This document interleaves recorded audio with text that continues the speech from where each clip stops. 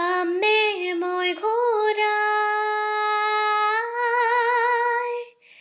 আকৌ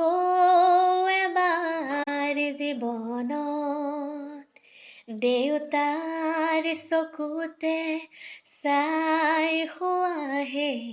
ছবি হিয়াৰা মধুৰ ভাবি থান বান হলে জিৰণি লবলে লাগে চাগে এখনি বুকু পামনে মই ঘূৰাই আকৌ এবাৰ জীৱনত দেউতাৰ চকুতে চাই হোৱা সেই ছবি